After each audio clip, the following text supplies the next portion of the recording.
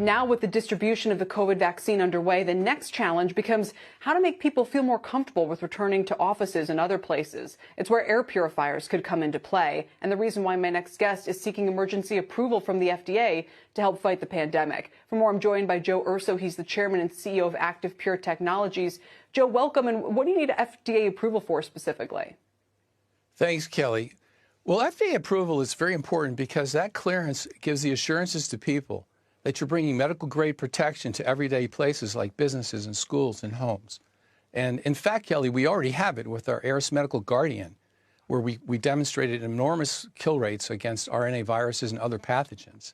And we're now bringing it to the FDA to approve us for our specific tests on the SARS-CoV-2 virus, both in the air and on surfaces.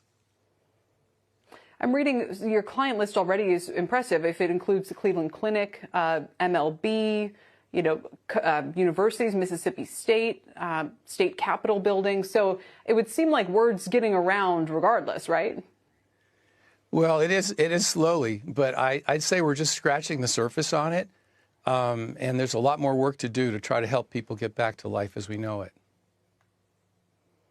What specifically does your air filter do? So for those of us who are concerned about going back into a restaurant, is it the kind of peace of mind where I say, okay, well, I'm okay going into a restaurant that has an air purifier in it, but I'm not with one that doesn't, for example. Is it that kind of get out of jail free card, or does it not quite, make things perfectly safe? I'm sure nothing can.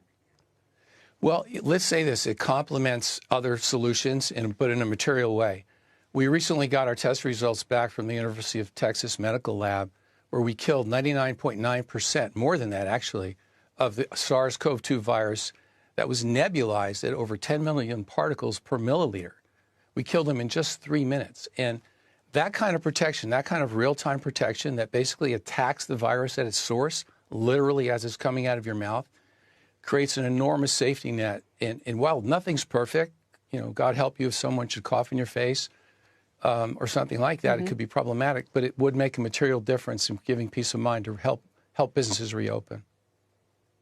But do you think if this were widely deployed, that would actually go a long way towards getting us back to normal, no matter what's happening with vaccines and so forth?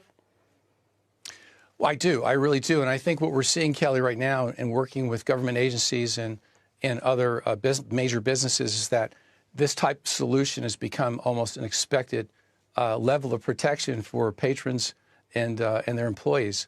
So I do believe that this technology will, in fact, become ubiquitous over time, as people become more aware of, as we are now, of the risks that we have from airborne pathogenic diseases.